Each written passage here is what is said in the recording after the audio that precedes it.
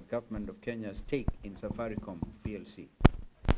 Taken together, these instruments represent a dangerous and coordinated assault on Kenya's constitutional framework of public finance management, the long-term integrity of strategic national assets, and already battered public trust in state stewardship. They are being advanced at a moment when Kenya's fiscal credibility is under acute stress, and when the Kenya Pipeline Company IPO has demonstrated what happens when government asset transactions are conducted without transparency and without competitive process or genuine public buy-in. The National Assembly and the Departmental Committee on Finance and National Planning must reject both instruments in their current form. Number one, the National Infrastructure Fund Bill 2026, a solution in search of a problem. Kenya's infrastructure deficit is not a product of institutional scarcity. It is a product of execution failure, procurement corruption, and fiscal opacity. Adding a new fund to broken systems adds another layer of dysfunction with reduced oversight. As of 2024, Kenya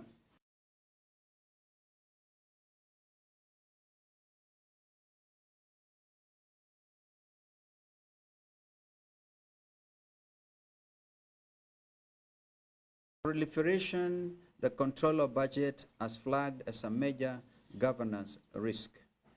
Article 206 of the Constitution is unambiguous. All public revenue must flow through the consolidated fund and be subject to parliamentary appropriation. We underline that. The proposed fund risks creating a semi-autonomous financial reservoir where cabinet-level officials can deploy significant public resources without annual parliamentary approval.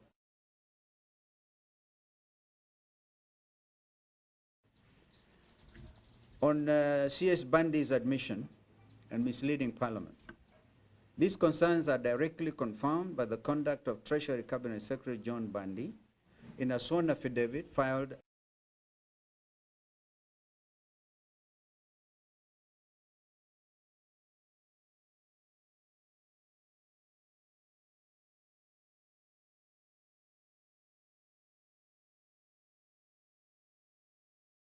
consistently presenting the fund to parliamentary committees as a public fund subject to parliamentary oversight. His court affidavit refuted a wholly contradictory reality. The entity is not a fund within the meaning of Article 206 at all, but a limited liability company. One that had not even been incorporated when these assurances were being given to MPs. A cabinet secretary who assures Parliament of a 5 trillion shilling vehicle constitutional status, then swears under oath to his private and incorporated nature, has not made a technical error. He has misled the legislature on a matter of the highest fiscal and constitutional consequence. Of the Constitution, the National Assembly must summon CS Bandi to reconcile his parliamentary presentations with his court testimony. Parliament cannot pass legislation. The Cabinet Secretary has admitted under oath was misleading. Instead, Kenya should deepen its infrastructure bond market, reform the PPP framework, that is public-private partnership,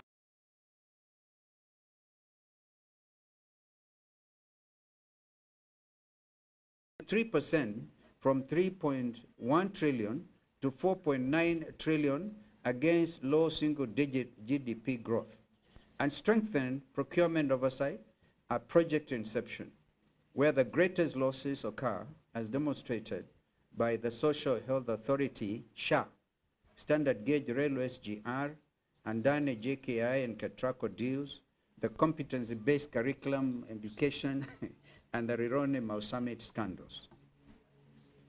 Number two, sessional paper number 3 of 2025, selling Kenya's crown jewels for fiscal pain relief. Safaricom is not simply a structure utility. The backbone of Kenya's digital payments architecture through M-Pesa, host of critical government service delivery channels, and one of the most consistently profitable public assets on the continent.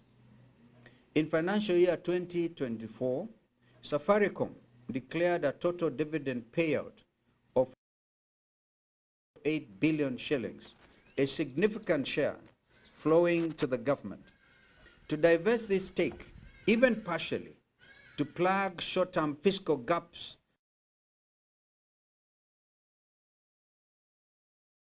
to cover annual household shopping, the income-generating asset is permanently lost. Yet the budget shortfall will reappear within the next cycle. Safaricom's network underpins National Integrated Identity Management System NIMS, Huduma Number, Lipa na M-Pesa, government payments, e-citizen, and national security and justice communication systems. Reducing state ownership without clear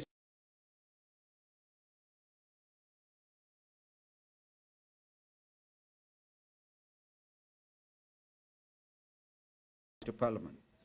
The sessional paper fails to answer elementary questions. Who will be permitted to buy? Will foreign state actors be barred? What goals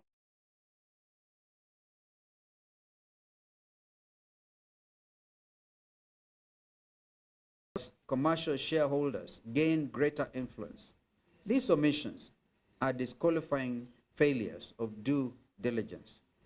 Number 3, the Kenya Pipeline Company IPO, a cautionary tale the government refuses to heed. The KPCI IPO stands as one of the most instructive object lessons in how not to conduct a government asset divestiture. The process was marked by pricing, questioned as overvalued, advisor selection without public, accountable, competitive process, modest retail investor participation, and weak secondary market liquidity. If the government an IPO with credibility and genuine market confidence, there is no basis for public trust that it can responsibly execute a partial divestiture of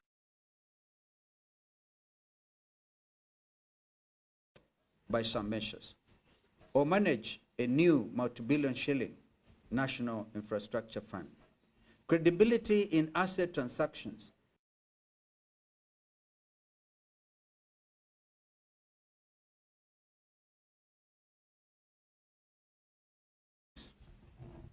These are Kenya's demands. On the National Infrastructure Fund Bill, reject the bill in its entirety as constitutionally defective, governance deficient, and institutionally redundant. Commission an independent constitutional review of the bill's compatibility with Article 206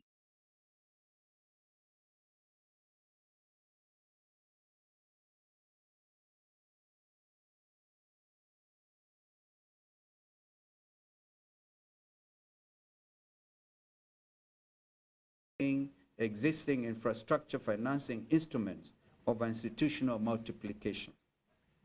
On the Safaricom partial divestiture, reject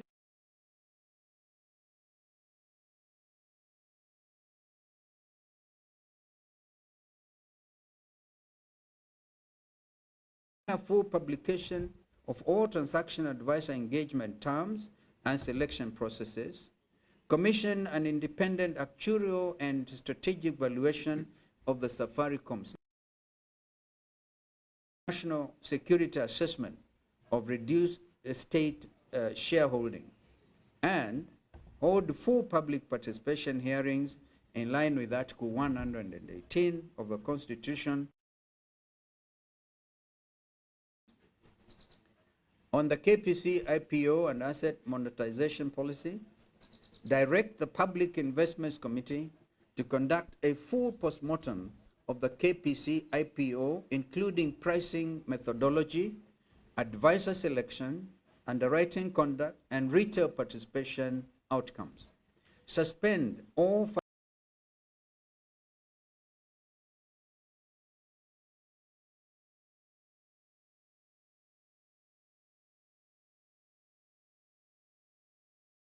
this institutional framework before being entrusted with further transactions of national significance. Our conclusion: Kenya is not suffering from a shortage of institutions or financial instruments. Kenya is suffering from a crisis of governance. Call it blatant corruption. A failure of the state to spend resources transparently, enforce accountability, and protect the interests of ordinary citizens over powerful insiders. The National Infrastructure Fund bill will not cure this crisis, nor will the Safaricom divestiture. These are not solutions to Kenya's development deficit. They are distractions from it. And in the wrong hands, they become instruments for deepening the same elite capture that has stunted Kenya's growth for generations. The United Alternative Government stands on the side of constitution.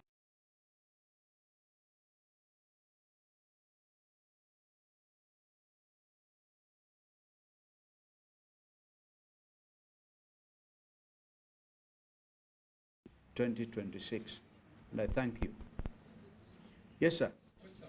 My colleagues here, of course, can join me in answering some of this. Yes, sir. Yes, Cairo.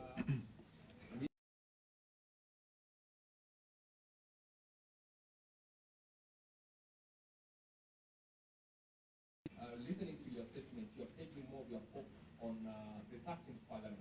And we know that the 13th Parliament so far, when it comes to bills, the Kenya Kwanza administration have been having the last laugh. Do you still have hopes that going forward that they still listen to your grievances? And if at all the National Assembly passes this, what would be your next course of action?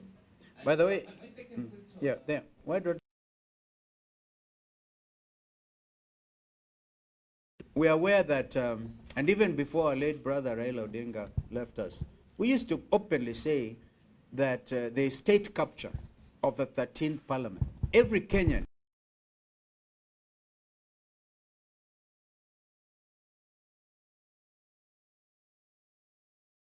discussion between Senators Methu, Richard Onyonka, and Ojieda, and they were very clear about the fact that the people's hopes are not in the 13th Parliament. This is why we have called this press, very important press briefing, because this is where people's hopes and expectations are. And if there be any members of Parliament, clearly, with those within our framework, and there are quite a number, they should rise in opposition so that their numbers, every name, yeah, just like happened with the Finance Bill, Finance Act of 2024, that everybody, right, a division should be called, yeah, a division should be called, and every person who stands in objection to this state capture and theft of everything this country stands for, then the Kenyans will be able to see, yes, member for this constituency has stood with the people. But we are aware they may attempt to force. If they do, this line of action is you have course of justice. Yeah, because the courts cannot interfere at this stage, second reading, committee stage, third reading. The moment before this thing is signed or whatever happens, we will take it up. We are not just about to give up, because if we do, we are auctioning the future of our children. Cairo, your next question. my second question was, I remember vividly before Christmas, you had promised as the United Alternative Government will have already decided who will be flying the flag. I know that is the elephant in the room. So far, what has been the Cairo, there's no elephant in no room. Okay. You know, we cannot be that static, right? We will sometimes issue statements, and then after consulting, we may vary them. because we are trying to build a broad consensus going forward. We will address that issue. We want to give that assurance to Kenyans. But don't force it on us. Thank you. Kuna mwingine? Yes. For Daily Nation. The culture of lying is becoming common. We saw the CS lying. We know other prominent people also lie. Yeah. What consequence will you be seeing from your side on this lie?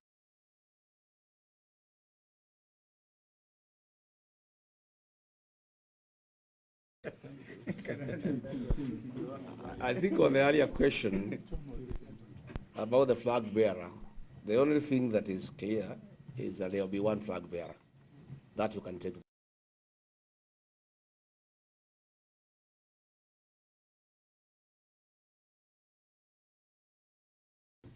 In the year 2002, Mwai Kibaki, the single presidential candidate for the opposition then, was announced on 14th of October 2002, when the elections were to be held on 27th. This lying culture to an end is to send William Ruto home. There is no other remedy, because to talk about corruption and bribery, he has made bribery a way of life.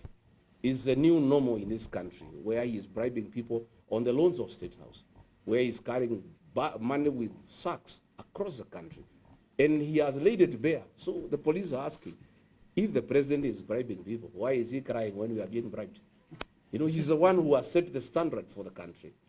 And it's a very sorry state of affairs that can only be corrected on the ballot, because I don't think William Ruto can change. We have given up. I tried when I was deputy to ask him to stop lying.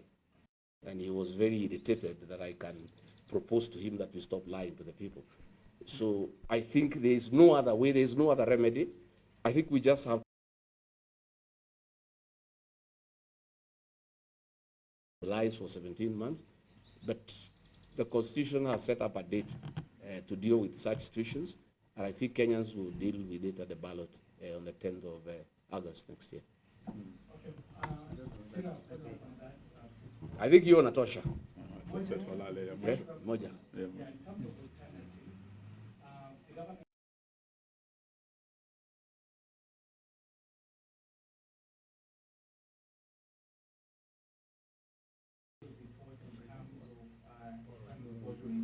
Actually raising to about 11 trillion. What do you want to say about, government saying we want to create this fund because we want to borrow for infrastructure? I think it goes back to the earlier question. Can you trust William Ruto on anything? That is the problem. What we know is that they are creating a fund that will not go through Parliament, that will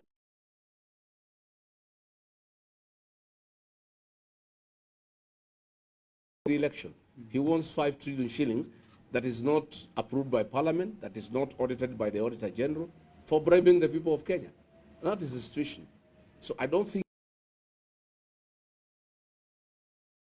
by anybody, because I don't think there is any proven matter that they have given a certain commitment and it has gone through.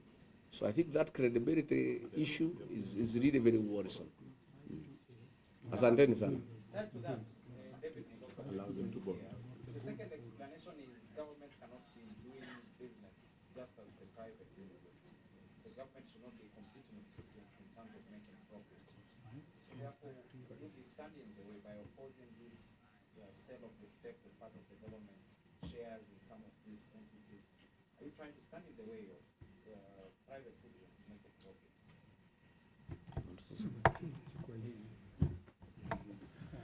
I think first of all, just to go back to Seth Olale, the issue of borrowing. Actually, when you look at the instrument, I think it's clause 5 to A.